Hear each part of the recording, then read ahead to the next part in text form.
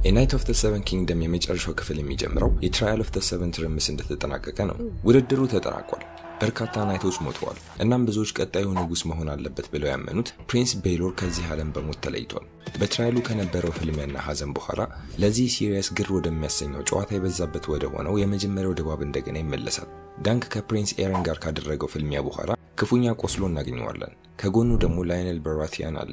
እንዲሁም የዳንክን ቁስል ለማከም የሚሞክር አንድ ሜስተር ወይም ባህላዊ ሐኪም አብሮት አለ። ሐኪሙ የዳንክ ቁስል መበስበስ መጀመሩንና ኤርሊ ጋንግሪን ነው ብሎ በማመን ቁስሉን ለማጽዳት በሚፈላ የወይን ጠጅ ማጠብ እንዳለበት ይጠቁማል። ላዮኔል ግን ሐኪሙ ነገሩን እንደማያውቅ በማሰብ ወዲያውኑ ሐሳቡን ውድቅ አድርጎ ያባርረዋል። ዳንክ እያገገመ ባለበት ወቅት ላዮኔል በሁኔታው ደስተኛ ይመስላል። ለሱ ውድድሩ አስደሳች፣ ታሪካዊና ሰዎች ለዓመታት የሚያወሩት አፈ ታሪክ ሆኖ የሚቀጥል ክስተት ነበር። ዳንክ ግን ነገሩን እንደዚህ አይመለከትም።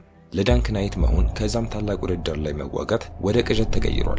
ከሱ ጎን ቆሞ በመከላከሉ ምክንያት ሕይወቱን ያጣው ቤሎር ታርጌሪያንን ጨምሮ ለሱ ብለው የተዋጉ በርካታ ሰዎች ሞተዋል። ዳንክ ይሄ ሁሉ የሱ ጥፋት እንደሆነ ከማሰብ ሊላቀቅ አልቻለም። በሌላ በኩል በግልጽ በዳንክ የተማረከው ላዮኔል ዳንክ ወደ ስቶርምስ ኤንድ የሃውስ በራቲያን ዋና መቀመጫ መጥቶ እንዲኖር ይጋብዘዋል። በዚህ አብሮ ሊያሳልፉት የሚችሉትን ሕይወት ይስልለታል። አደን፣ ጭልፊት ማብረር፣ የመርከብ ጉዞ፣ ስልጠናና አብሮ መጠጣትን የመሳሰሉ ነገሮችን ያነሳለታል። You could come with me. Yeah, we'll hunt and hawk and sail.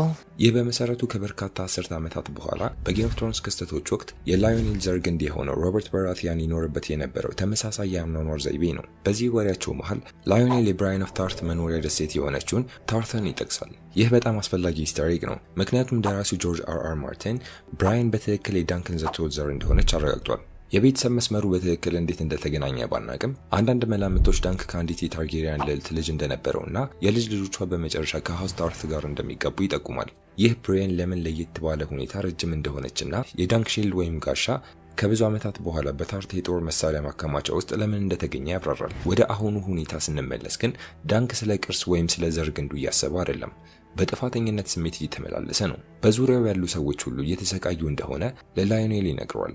All I do is bring pain and suffering to those around me. በትራያሉ ወቅት ናይቶች ለሱ ብለው ተሰውተዋል እና በግዛቱ ካሉ እጅግ ታላቅ ሰዎች አንዱ የሆነው ቤሎር ሕይወቱን አጥቷል። ላዮኔል ግን ይህን አመለካከት በጭራሽ አይጋራም። እንዲያውም የቤሎርን መስዋዕትነት በግልጽ ያፌዝበታል። በላዮኔል እይታ ቤሎር በትራያሉ ሲሳተፍ ብዙም ለአደጋ አልተጋለጠም።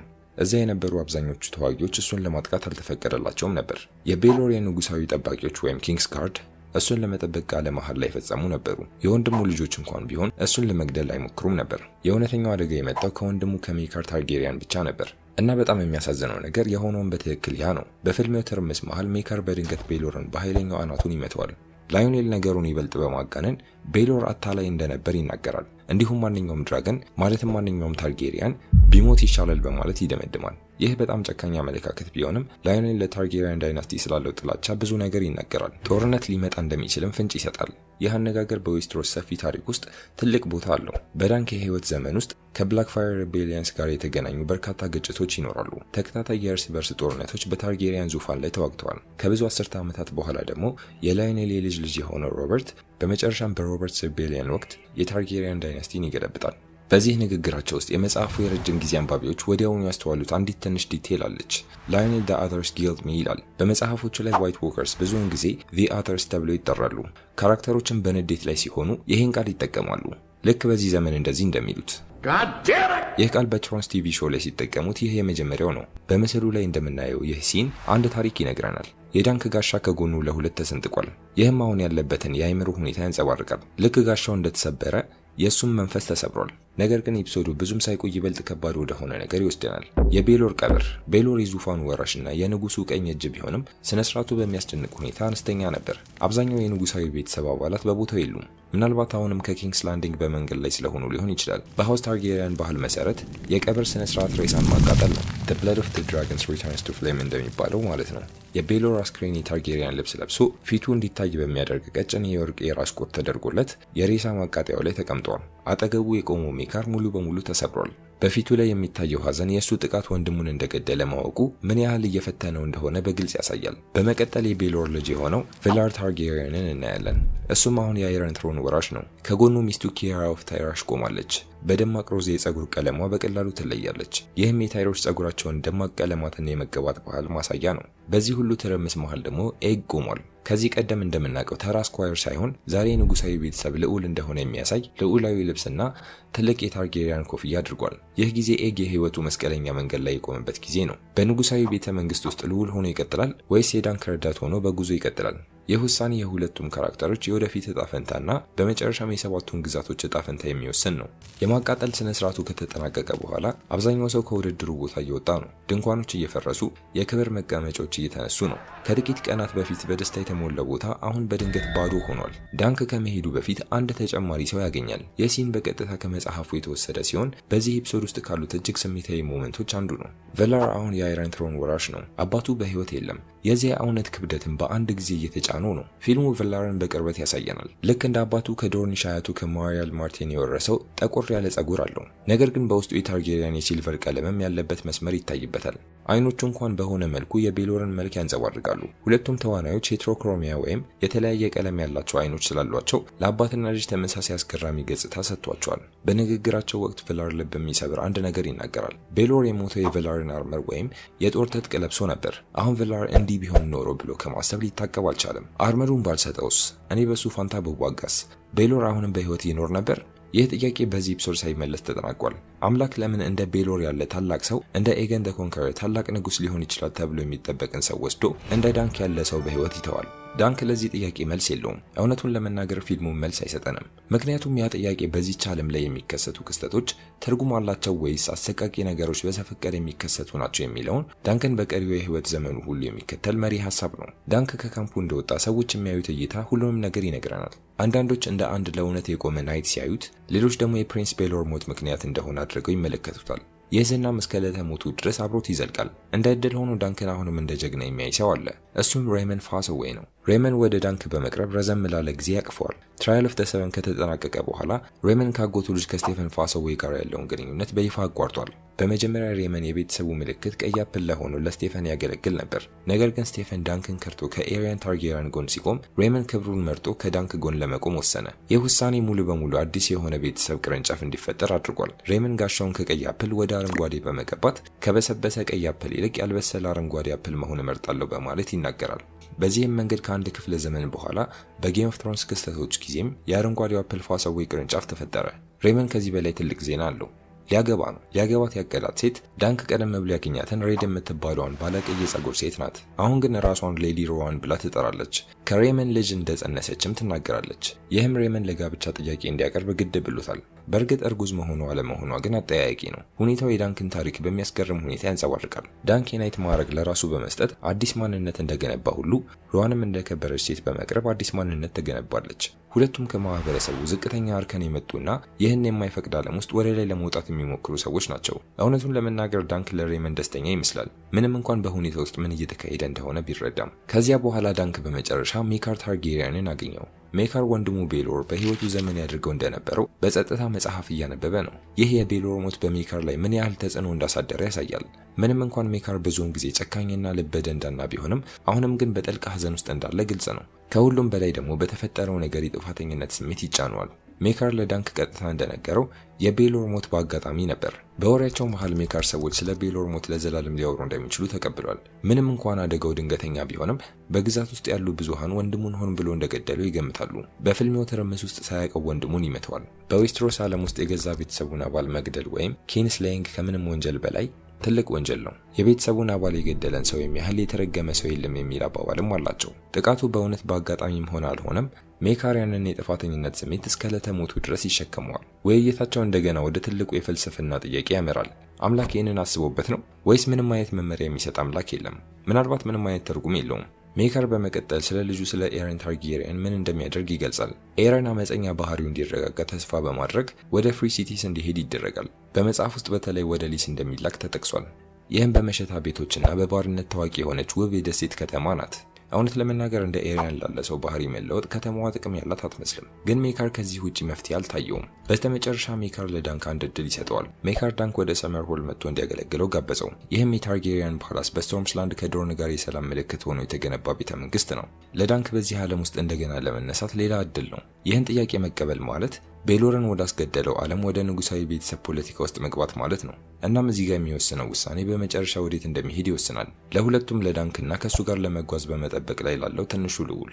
ውድድሩ ላይ ከተከሰቱት ነገሮች በኋላ ሜካር ታርጌሪያን ዳንክ በዚህ ታሪክ መጀመሪያ ላይ እንደ ህልም የሚመስል ሐሳብ አቅርቦለታል። በስቶርምላንድስ ውስጥ በሚገኘው የታርጌሪያን የበጋ ቤተ መንግስት በሰመር ሆል ውስጥ ለዳንክ ቋሚ ቦታ ይሰጠዋል። ዳንክ እዛ እንደ ናይት ሆኖ ያገለግላል። ከሰባቱ መንግስታት ውስጥ ካሉ ምርጥ ወታደሮች ጋር ይሰለጥናል እና ከሁሉም በላይ ኤግን እንደ ስኳየር እንዲወስድ ነበር። ታሪኩን ከተራ ሄጅ ናይት ለጀመረ ሰው በቀላሉ የሚገርም ህይወት ነበር። ነገር ግን ዳንክ ያስገርመዋል። ዳንክ ለሜካር ከዚህ በኋላ ከልዑሎች ጋር ምንም ማድረግ እንደማይፈልግ ይነግረዋል። የቀደሙት ኤፒሶዶች ላይ ዳንክ ናይትና ልዑሎች ክብርንና ጀግንነትን እንደሚወክሉ ያምን ነበር። ነገር ግን ከተከሰተው ነገር ሁሉ በኋላ እንደ ኤረን ታርጌሪያን፣ እብሪተኛው ማንፍሬድ ዳንዴሪያን እና የስቴፈን ፋሰዌይን ክህደት ካየ በኋላ አንድ ነገር ይገባዋል። ያደንቀው የነበረው ንጉሳዊ ዓለም በጭካኔ በኩራትና በሙስና የተሞላ ነው። የሰር አርላንድ ኦፍ ፔኔትሪ ቀለል ያለ የህይወት አስተምሮ ከንጉሳዊ ቤተ መንግስት ሴራዎች ይልቅ ይበልጥ እውነተኛና ንጹህ መሆኑን ተገንዝቧል። ከዚያም ወደ ስሜታዊ ከሆኑት ሞመንቶች ወደ አንዱ ይሻገራል። ዳንክ ለኤገን ታርጌሪያን እንደ ስኳየር ሊወስደው እንደማይችል መንገር አለበት።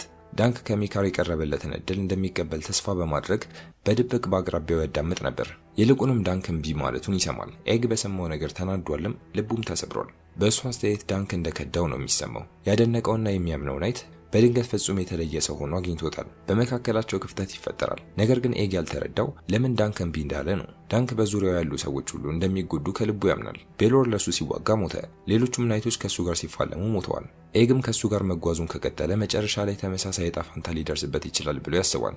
ስለዚህ እሱን ለመጠበቅ ነው የገፋው። ይህ ወደ ዳንክ የቀድሞ ሜንቶር ወደ ነበረው ወደ ሰር አርላንድ ኦፍ ፔኔትሪ ትውስታ ይመልሰናል። ታሪኩ አርላንድ ከመሞቱ በፊት ቀደም ብሎ ሁለቱ አብረው እየተጓዙ ሳለ ሲሆን አርላንድ ለዳንክ ስለ ትውልድ መንደሩ ስለ ፔኔትሪ ይነግሯል። በመንደሩ አደባባይ ላይ ወደ ጦርነት የሚዘምቱ ወጣቶች በግንድ ላይ ሳንቲም የሚቸነክሩበት አንድ ግዙፍ የኦክ ዛፍ አለ። ከጦርነቱ በህይወት ተርፈው ሲመለሱም ሳንቲማቸውን ይነቅሉታል። ነገር ግን ዛፉ በመቶዎች በሚቆጠሩ ሳንቲሞች የተሸፈነ ነው። ይህም ማለት አብዛኞቹ ወጣቶች በጭራሽ እንዳልተመለሱ ያሳየናል። የአርላን የገዛ የእህት ልጅም ከነዛ መካከል አንዱ በመሆኑ ታሪኩ ዳንክን በጣም ይነካዋል።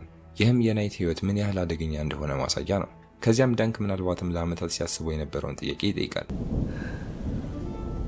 Why did you never knight me? ለጥቂት ጊዜ አርላን ሳይመልስለት የሞተ ይመስላል። በንግግራቸው መካከል በድንገት ያሸልበዋል። ለዳንክ የሚያስፈልገውን ማብራሪያ ሳይሰጥ እንዲቀር ያደርገዋል። ያ ቅጽበት ደግሞ በጠቅላላው ታሪክ ውስጥ ትልቁን ሚስጥር ይገልጣል። ዳንክ ምናልባትም በህይወቱ ፈጽሞ የናይትነት ማዕረግ አላገኘ ይሆናል። ይህ ሾው ይህንን ነገር ሆን ብሎ አሻሚ አድርጎታል። ምናልባት አርላን በኋላ ላይ የናይትነት ማዕረግ ሰጥቶት ሊሆን ይችላል፣ ወይም ደግሞ ከናካቴውም አልሰጠውም። ነገር ግን ዋናው ቁም ነገር ስነ ስርዓቱ ራሱ ምንም ትርጉም የሌለው መሆኑ ላይ ነው። እንደ ኤሪያን እና ስቴፈን ያሉ ሰዎች በይፋ የናይትነት ማዕረግ ያገኙ ቢሆንም እንኳን ክፉና መጥፎ ሰዎች ናቸው። በአንጻሩ ግን በህጋዊ መንገድ ናይት ላይሆን የሚችለው ዳንክ ሁልጊዜም በክብርና ንጹሐንን በመጠበቅ መርሆች ውስጥ ይኖራል። አንድን ሰው እውነተኛ ናይት የሚያደርገው በትክክል ይህ ነው። ከዚህ ትውስታ በኋላ ለመጨረሻ ጊዜ ወደ ካምፑ እንመለሳለን። እዚያም የተረፉት ናይቶችና ወታደሮች የትራያል ኦፍ ዘ ሰቨን ሰለባ የሆኑትና ለወደቁት ጓዶቻቸው ሃምፍሪ ቢስቤሪ እና ሃምፍሪ ሃርዲንግን ጨምሮ ለመታሰቢያ እየጠጡ ይገኛሉ። የቢስቤሪ የሬሳ ሳጥን በንቦች ተከቧል። ነገሩ እንግዳ ቢሆንም ለሃኒ ሆልቱ ናይት ግን የሚገጥም መታሰቢያ ነው። በቅርብም ዴረን ታርጌሪያንን እናያለን። አሁንም በፍልሚያው በደረሰበት ጉዳት ክፉኛ ቆስሏል። ቀደም ሲል ዳንክ ኤግን አፍኖታል ብሎ የተናገረው ውሸት ለቤሎር ሞት ምክንያት ከሆኑ ሰለባዎች አንዱ ነበር። ዴረን ራሱን ለመከላከል እየሞከረ አይደለም፣ ይልቁንም እንደተሸነፈና እንደባከነ ያምናል። ነገር ግን ስለ ኤሪያንም አንድ ወሳኝ ነገር ይናገራል። ዴረን እንደሚለው ኤሪያን ሁልጊዜም ጨካኝ አልነበረም። ልጆች ሳሉ ደግና የማወቅ ጉጉት ያለው ከመሆኑ በላይ እንደ አሳ ማጥመድ ያሉ ቀላል ነገሮችን ይወድ ነበር። ዴረን የንጉሳዊ ቤተ መንግስት መርዝ አካባቢ ኤሪያን አሁን ወደ ሆነው ጨካኝ ፍጡር እንዲቀየር እንዳደረገው ያምናል። ይህም ወደ መጨረሻው ጥያቄ ያመራዋል። ዳንክ ከሁሉም በኋላ ኤግን እንደ ስኳየር እንዲወስደው ይጠይቀዋል። ምናልባት ኤግ በጥሩ ስብዕና እንዲያድግ ብቸኛው መንገድ ከንጉሳዊ ቤተሰብ ርቆ ጊዜ ማሳለፍ ሊሆን ይችላል። ይህም የሄጅ ናይትን አስቸጋሪና ትሁት ህይወት መኖር ነው። ይህ ሀሳብ የሲዝኑ ፍጻሜ የሚወስነውን ውሳኔ ያመቻቻል። ዳንክ በዙሪያው ላሉት ሰዎች ሁሉ ስቃይን እንደሚያመጣ ቢያምንም ግዛቱ አንድ ቀን በትክክል እንደሱ ያለ ሰው ሊያስፈልጋት ይችላል። ከሀብታም ያልተወለደ ሰው፣ ክብርን መርጦ የኖረ ሰው እና ታሪክ ለዘላለም ዳንክ እንደተወል ብሎ የሚያስታውሰው ታላቅ ሰው ከዴረን ጋር ካደረገው ንግግር በኋላ ኤፒሶዱ ወደ ኤግ ጨለማ ወደ ሆነ ሞመንት ያሸጋግረናል። ኤገን ታርጌሪያን በመስታወት ውስጥ ራሱን በትኩረት ሲመለከት እናያለን። የሲልቨር ቀለም ያለው የታርጌሪያን ጸጉሩ እንደገና ማደግ ይጀምራል። ይህም ሰዎች ከወንድሙ ከኤረን ታርጌሪያን ጋር እንዳያያይዙት በማሰብ ቀደም ብሎ በዚህ ሲዝን መጀመሪያ ላይ የተላጨው ሲልቨር ጸጉሩ ነው። ያ ጸጉሩ የሚጠላውን ነገር ያስታውሰዋል። ምክንያቱም ኤግ በደሙ ውስጥ ምን እንደሚመላለስ በደንብ ያውቃል። በታርጌሪያን ታሪክ ውስጥ ሁልጊዜ ታላቅነትና እብደት የአንድ ሳንቲም ሁለት ገጽታዎች ናቸው የሚል ፍርሃት አለ። አንዳንዶቹ ታርጌሪያኖች ታዋቂና ታላላቅ ገዢዎች ሲሆኑ፣ ሌሎቹ ደግሞ ጨካኝ ፍጡራን ይሆናሉ። በዚህ ሰዓት ኤግ ያንን ቁጣ በውስጡ እያስተናገደ ነው። ቀደም ሲል አሳ ሲቆርጥበት የነበረውን ቢላዋ አንስቶ ወደ ኤረን ድንኳን ያመራል። ኤረን ክፉኛ ቆስሏል። ራሱን ለመከላከል አቅም የለውም። ለኤግ ይህ ለበቀል ምቹ አጋጣሚ ነው። ከሁሉም በላይ ኤረን ለዓመታት ሲያስፈራራው ኖሯል። አካላቱን ሊቆራርጠው ሞክሯል። ቴንሴልን ጥቃት ፈጽሞበታል። እንዲሁም ዳንክን ሊገለው ምንም አልቀረውም ነበር። ነገር ግን ኤግ ከመሳሳቱ በፊት አንድ ሰው ያስቆመዋል። አባቱ ሜካር ታርጌሪያን። አባቱ ሜካር ታርጌሪያን እጆቹን በኤግ ትከሻ ላይ ሲያሳር ቢላዋ መሬት ላይ ይወድቃል። ምንም አልጮህበትም። ምንም ቅጣት የለም። በአባትና በልጅ መካከል ያለ ድምፅ የለሽ ጸጥታ የሰፈነበት ቅጽበት ብቻ። ሜካር በትራያል ኦፍ ዘ ሰቨን ላይ አንድ ወንድሙን አጥቷል። አሁን ደግሞ በልጁ እጅ ሌላኛው ልጁ እንዲሞት በጭራሽ አልፈለግም። በዚያው ቅጽበት ሁለቱም የቤተሰብ ራሱን ቀስ በቀስ እያጠፋ እንደሆነ ይረዳሉ። ኤግ ቀደም ሲል አባቱን በቅጡ እንደማያውቀው ተናግሮ ነበር።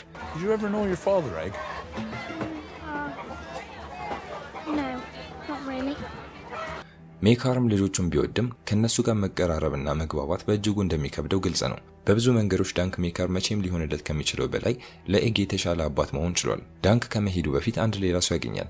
የውድድሩ ምክንያት የሆነውን የስሟን ቀን በዓል ስታከብር ከነበረችው ጉዊን አሽፈርድ ከተባለች ወጣት ክብርት ሴት ጋር ይገናኛል። የልደት በዓል መሆን የነበረበት ክስተት ደም መፋሰስና በርካታ ናይቶች የተሰዉበት ሆኖ ነበር። ነገር ግን ጉዊን ዳንክን ከመውቀስ ይልቅ አስገራሚ ነገር ታደርጋለች።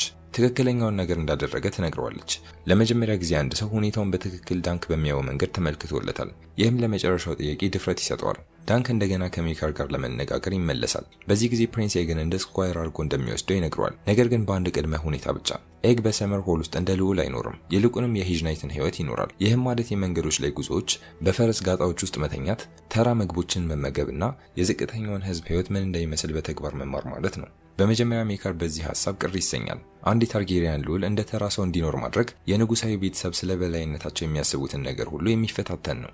ነገር ግን ዳንክ አንድ በጣም አስፈላጊ ነገር ያነሳል። የልዑልነት ህይወት ለሜካር ሌሎች ወንዶች ልጆች ፈጽሞ እንዳልሰመረላቸው ግልጽ መሆኑን ይነግረዋል። ኤረን ጨካኝ ፍጡር ሆኗል። ዴረን በመጠጥ ራሱን አጥቷል።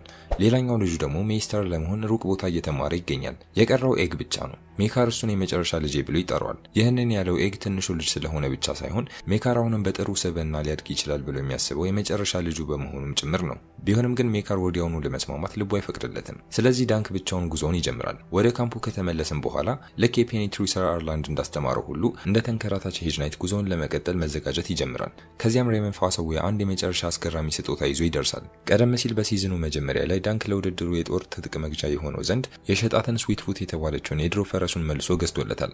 ዳንክ ውድድሩን ካሸነፈ መልሶ እንደሚገዛት ቃል ገብቶ ነበር። ነገር ግን ውድድሩ በጭራሽ አልተጠናቀቀም። ይልቁንም ዳንክ ከትራያል ኦፍ ዘ ሰቨን በኋላ ያተረፈው እጅና እግሩ እንዳይቆረጡ የማስጠበቅ መብት ብቻ ነበር የቀረው። ስለዚህ ሬመን መሃል ገብቶ ፈረሷን ራሱ ገዛት። ይህ ትንሽም ቢሆን ትልቅ ትርጉም ያለው ተግባር ነው። አሁን የፋሰዌ ቤት አረንጓዴ አፕል ቅርንጫፍ መስራች የሆነው ሬመን ከዳንክ እጅግ የበለጠ ሀብታም መሆኑን ሌላ ማሳያ ነው። ነገር ግን ዳንክ ስዊት ፉትን አሁን ሰላማዊ ህይወት ይገባታል ብሎ ይወስናል። እንደገና ወደ መንገድ ይዟት ከመውጣት ይልቅ ቀሪ ዘመኗን አፕል እየበላችና እየተዝናናች እንድታሳልፍ እዚያው በአፕል ማሳው ከሬመን ጋር ይተዋታል። ከመንገዱ በፊት ዳንክ ላስተማሩ ክብር ሲል አንድ የመጨረሻ ነገር ያደርጋል። ከሰር አርላን ሳይፍ እጀታ ያቺን ትንሽ ሳንቲም ወስዶ በአቅራቢያው ባለ ዛፍ ላይ ይቸነክራታል። ልክ እንደ ፔኒትሪው ባህል። ይህ ስለ ክብር ሁሉንም ነገር ላስተማረው ሰው የተደረገ መታሰቢያ ነው። ከዛም ዳንክ ከፈረሶቹ ጋር ጉዞውን እንደጀመረ ርቆ ሳይሄድ በድንገት ከበስተጀርባ አንድ የሚያውቀው ድምፅ ይጠራዋል። ኤግ ነበር። እንደገና ቀላል የጉዞ ልብስ ለብሷል። የታርጌሪያን ጸጉሩ እንዳይታይ ቅሉን ተራጭቶ ነበር። አባቱ እንዲሄድ እንደፈቀደለት ይነግረዋል። ይህ ሙሉ በሙሉ እውነት ይሁን አይሁን ሌላ ታሪክ ነው። ነገር ግን ዋናው አስፈላጊ ነገር ሁለቱ ጓደኛ ማቾች እንደገና መገናኘታቸው ነው። እንደ ሰር ዳንከንና ፕሪንስ ኤገን ሳይሆን ልክ እንደ ድሮው ዳንክና ኤግ ብቻ። አብረው እየጋለቡ ሳሉ ዳንክ በሰባቱ መንግስታት ውስጥ ወደ ፈለጉበት ቦታ መጓዝ እንደሚችሉ ይናገራል። ኤግ ግን ወዲያውኑ ያረመዋል። በህጋዊ መንገድ 9 መንግስታት እንዳሉ በመግለጽ ይዘረዝራቸዋል። the north, the vale, the iron islands, the riverlands, the westerlands, the reach, the stormsland, ዶርን እና ዘ ክራውን ላንድስ። ግዛቱ አሁንም ሰባቱ መንግስታት እየተባለ የሚጠራው ድል አድራጊው ኤገን ዘ ኮንከረር ወረራውን ባካሄደበት ወቅት የመሰረተው የፖለቲካ ስም ስለሆነ ነው። ነገር ግን ጂኦግራፊካሊ ዌስትሮስ ተቀይራለች፣ ልክ እንደ ዳንክ። ምክንያቱም በዚህ ታሪክ ማገባደጃ ላይ አንድ እውነት እንረዳለን። ናይት ኦፍ ዘ ሰቨን ኪንግደምስ የሚለው ስያሜ ራሱ ሙሉ በሙሉ ትክክል አይደለም። አሁን ላይ በትክክል 7 መንግስታት የሉም። በዚያ ላይ ደግሞ ዳንክ ራሱ በህጋዊ መንገድ ናይት ላይሆን ይችላል። ነገር ግን ማዕረጎችና ወጎች የአንድን ሰው ስብዕና አይገልጹም። ወሳኙ ነገር ተግባር ነው። ታሪክም ከጊዜያት በኋላ እንደሚያስታውሰው ዳንከን ዘ ቶል ግዛቱ ካያቸው ታላላቅ ናይቶች አንዱ ይሆናል። ሁሉንም ነገር ከጀርባቸው ትተው ዳንከን ዘ ቶል እና ኤገን ታርጌሪያን በመጨረሻም እንደገና አብረው ይጓዛሉ። አሁን ግን ነገሮች ተለውጠዋል። ዳንክ ወዲያውኑ ለኤግ ስኳይሩ የሚሆን ከሆነ እንደ ልዑል እንደማይስተናገድ ያሳስበዋል። ምንም አይነት የንጉሳዊ ቤተሰብ መብቶች ወይም ልዩ እንክብካቤዎች አይኖሩም። በመንገዱ ላይ የሄጅ ናይት እና የስኳየር ከባድ ህይወት ብቻ ይጠብቃቸዋል። በፈረስ ጋጣዎች ውስጥ መተኛት፣ አቅማቸው የፈቀደውን ማንኛውም ምግብ መመገብ፣ እንዲሁም ለአነስተኛ ጌቶችና መሬት ላላቸው ናይቶች መስራትን ያካትታል። ኤግም ይህንን በደስታ ይቀበለዋል። ምክንያቱም ከመጀመሪያውም ጀምሮ የፈለገው ህይወት ይህንን ነበር። ስለዚህ ጥያቄው የሚሆነው በመቀጠል ወዴት ያመራሉ? ኤግ የቀያይ ተራራዎችን አቋርጠው ወደ ደቡብ ወደ ዶርን እንዲጓዙ ሀሳብ ያቀርባል። ዶርን ቀድሞውኑ ለሁለቱም በተለያየ መንገድ ትስስር ያላት ቦታ ናት። የኤግ እናትና አያት የዶርን ተወላጅ ናቸው። ቴንሳይል ቱቶል ቀደም ሲል የሲዝኑ መጀመሪያ ላይ እያመራች የነበረውም ወደዚህ ቦታ ነው። ይህ ማለት ዳንክ ውሎ አድሮ ከእሷ ጋር እንደገና ሊገናኝ ይችላል ማለት ነው። አብረው ፈረሶቻቸውን እየጋለቡ ሲሄዱ ካሜራው አንድ የመጨረሻ ጸጥ ያለ ሞመንት ያሳየናል። ዳንክ ወደ ኋላ ዞር ብሎ ይመለከታል። ሰር አርላንድ ኦፍ ፔኔትሪ በሌላ አቅጣጫ ሲሄድ ይታያል። ልክ እንደ ትዝታ ወይም እንደ መንፈስ። የአርላንድ ጉዞ አብቅቷል። ነገር ግን በዳንክ አሁን ደግሞ በኤግ አማካኝነት የእሱ ገደል ይቀጥላል። ምክንያቱም አርላን ፍጹም የሆነ ናይት አልነበረም። ነገር ግን ለዳንክ ከሁሉም በላይ ዋጋ ያላቸውን መርሆች አስተምሮታል። ክብርን፣ ደግነትን እና ንጹሐንን መጠበቅ። አሁን ደግሞ ዳንክ እነዚህ ሆኑ እሴቶች ለኤግ ያስተላልፋል። የዚህ ሙሉ ታሪክ ዋና ዓላማ በትክክል ይህ ነበር። ስለ ማዕረግ ወይም ስለ ዘር ሐረግ ሳይሆን ስለ ህይወት ምርጫዎች ነው። በዚህ ሲዝን ሁሉም ሰው በውሸት በስልጣን ጥመኝነትና ማህበረሰቡ በሚሰጣቸው ሚናዎች ራሳቸውን እንደገና ሲቀርጹ ተመልክተናል። ነገር ግን በመጨረሻ አንድን ሰው በትክክል የሚገልጸው ብቸኛው ነገር የሚወስናቸው ምርጫዎች ብቻ ናቸው። ዳንክ ደግሞ የተሻለ ነገር ላይ እምነቱን ማሳረፍ ይመርጣል። ያ ተስፋ የተሞላበት ታላቅ ሐሳብ በእርግጥም የጆርጅ አር ማርቲን ታሪክ አተራረክ ትልቅ አካል ነው። የእሱ ዓለም በጭካኔና በሐዘን የተሞላ ነው። ህልሞች ብዙውን ጊዜ ያሸንፋሉ። ጥሩ ሰዎች ይሞታሉ። ነገር ግን እንደ ዳንክ ያሉ ካራክተሮችን ዓለም ለዚያ ቢቀጣቸውም እንኳን ትክክለኛውን ነገር ከማድረግ ወደ ኋላ የማይሉ ግትርና ጽኑ ተስፋዎችን ይወክላሉ። ያ ተስፋ ደግሞ ማንኛውም ሰው ከሚገምተው በላይ ትልቅ ትርጉም ሊኖረው ይችላል። ምክንያቱም በዌስትሮስ ታሪክ መሰረት በግዛቱ ታሪክ ውስጥ እጅግ ተወዳጅ ከሆኑት መሪዎች አንዱ ኪንግ ኤገን ዘ ፊፍዝ ይሆናል። ለተራው ህዝብ በእጅጉ የሚያስብ ንጉስ። የአይነቱ አመለካከት ደግሞ በቀጥታ የመጣው አሁን ከዳንክ ጋር በመንገዶች ላይ እየተጓዘ ሊኖረው ከሚጀምረው ህይወት ነው። ነገር ግን የሲዝኑ ማጠቃለያ አንድ የመጨረሻ ድንገተኛ ትዊስት ያሳየናል። ኤግ አባቱ ፈቅዶለት እንደመጣ ለዳንክ ነግሮት ነበር። ነገር ግን ሙሉ በሙሉ እውነት አልነበረም። ወደ ታርጌሪያን ቤተሰብ የምንመለስበት የመጨረሻው ቅጽበት ሜካር ታርጌሪያን ኤግ እንደገና መሰወሩን ሲያውቅ ያሳየናል። ልክ በታሪኩ መጀመሪያ ላይ እንዳደረገው ሁሉ ኮብልሏል። ይህም ማለት ፈጥኖም ይሁን ዘግይቶ ሜካር ሊፈልጋቸው ሊመጣ ይችላል። በዚህ መልክ የዳንክና የኤግ የወደፊት አድቬንቸር ይጀምራል። ሲዝን 1 ዘ ሄጅ ናይት የተሰኘውን የመጀመሪያውን የዳንክና የኤግ ኖቬላ መሰረት ያደረገ ነበር። የታሪካቸው ቀጣዩ ምዕራፍ ዘ ስዎርን ሶርድ ከተሰኘው ሁለተኛው አጭር ልቦለድ የሚቀዳ ሲሆን ይህም ከጥቂት ጊዜ በኋላ ዳንክና ኤግን በሪች ውስጥ በሚገኙ ተቀናቃኝ ቤቶች መካከል በሚነሳ ሌላ ግጭት ውስጥ ይከታቸዋል። ከዚያም በኋላ እንደ ዘ ሚስትሪ ናይት ያሉ ታሪኮች በዌስትሮስ ዙሪያ የሚያደርጓቸውን አድቬንቸር ማስፋታቸውን ይቀጥላሉ። እነዚህን ታሪኮች በጣም አስደሳች የሚያደርጋቸው ከጌም ኦፍ ትሮንስ ከምናውቀው ሰፊ የዓለም ታሪክ ጋር ቀስ በቀስ የተሳሰሩ መሆናቸው ነው። በዳንክና በኤግ ዙሪያ የሚፈጸሙ ክስተቶች ውለው አድሮ ጥምረቶችን፣ ወዳጅነትን፣ የንጉሳውያን የዘር ሐረግ እና ከትውልዶች በኋላ የሚመጡትን ቤተሰብ ጭምር ይቀርጻሉ። እንዲሁም የእነሱ ታሪክ በታርጌሪያን ታሪክ ውስጥ ወደ አንዱ እጅግ ሚስጥራዊ ክስተት ያመራል። በሰመር ሆል የደረሰው አደጋ ከዓመታት በኋላ ድራገኖችን ወደ ዓለም የመመለስ ፍላጎት ያድርበታል። የአባዜ በመጨረሻ ሰመር ሆልን ወደሚያጠፋና የንጉሳውያን ቤተሰብ በርካታ አባላትን ወደሚገድል አስከፊ የእሳት አደጋ ያመራል። ነገር ግን በትክክል ምን እንደተከሰተ የሚገልጹ ዝርዝር ጉዳዮች አሁንም በዌስትሮስ ውስጥ ካሉ ትላልቅ ሚስጥሮች አንዱ ሆኖ ቀርቷል። አንዳንድ ፍንጮች እንደሚጠቁሙት ዳንክ የሞተው አንድን ሰው ከእሳት ውስጥ ለማዳን ሲሞክር ሊሆን ይችላል።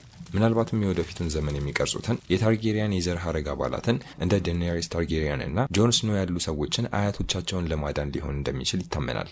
ነገር ግን በሰመር ሆል ስለተከሰተው ነገር እውነቱ አሁንም በሰፊው አይታወቅም። ለጊዜው ግን ታሪኩ በጀመረበት ቦታ ያበቃል። ሁለቱ ጓደኛ ማቾች በአቧራማ መንገድ ላይ አብረው ይጓዛሉ። አንድ ሄጅ ናይት እና አንድ ስኳየር፣ ሰር ዳንከን እና ፕሪንስ ኤገን ሳይሆኑ ልክ እንደ ድሮው ዳንክ እና ኤግ ብቻ። እናም የሆነ ቦታ ቀጣዩ አድቬንቸር ይጠብቃቸዋል።